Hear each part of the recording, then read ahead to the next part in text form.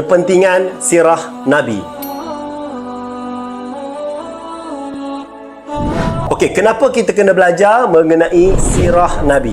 Ingat ni, kita ni orang Islam, kita kena faham sirah Nabi kita. Dan Nabi Muhammad ni adalah insan terhebat di seluruh alam. Dan dia adalah manusia yang paling berpengaruh di muka bumi. Daripada zaman Nabi Adam sehinggalah hari ini, Nabi Muhammad adalah insan yang paling hebat. Jadi, kita nak kena study mengenai insan terhebat ini. Yang kedua, sumber rujukan. Kita nak jadikan Nabi sebagai contoh dalam hidup kita. Sebenarnya, Nabi dah ajar semua perkara. Tugas kita belajar dan mencontohi Nabi. Kita kena belajar mengenai hukum, akidah, ibadah dan semuanya kita belajar daripada Nabi. Dan dalam hidup, kalau kita ada masalah apa sekalipun, jadikanlah Nabi sebagai sumber rujukan kita. Yang ketiga, kita belajar sirah untuk kita sayang, cinta dan kasih kepada Nabi. Bila kita belajar sirah, kita akan kenal Nabi. Lepas kita kenal, kita akan suka. Lepas kita suka, kita akan cinta. Lepas kita cinta, kita akan kasih dan sayang kepada Nabi.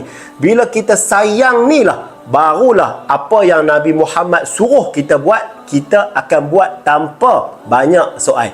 Ingat lagi, ada satu hadis, tidak sempurna iman seseorang sehinggalah dia mengasihi Allah dan Rasul melebihi yang lain. Sebab keempat, mengapa kita belajar sirah adalah untuk kita menghargai pengorbanan Nabi.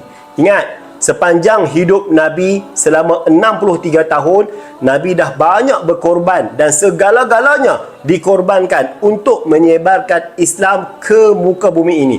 Dan hari ini, kita jadi Islam pun sebab usaha yang telah dibuat oleh Nabi.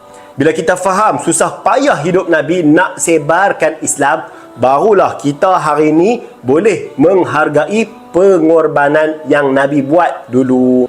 Sebab kelima, mengapa kita belajar sirah adalah untuk kita menghayati akhlak Nabi. Ingat, dalam hidup ni kita kena tahu akhlak Nabi. Nabi ni seorang yang sangat baik, seorang yang cakap lemah lembut, tak pernah menipu, suka tolong orang, serba-serbi. Nabi ni sangat bagus. Jadi, kita nak jadikan akhlak Nabi sebagai contoh dalam hidup kita. Pendek kata, lepas kita belajar pasal sirah Nabi, kita semua akan rasa macam, wow, Nabi adalah seorang insan yang sangat hebat dan Nabi mesti menjadi contoh dalam hidup kita. Waktu tu kita akan sedar, apa saja yang Nabi cakap, kita kena ikut. Apa yang Nabi suruh buat, kita akan buat. Sebab itulah kita kena belajar mengenai sirah Nabi.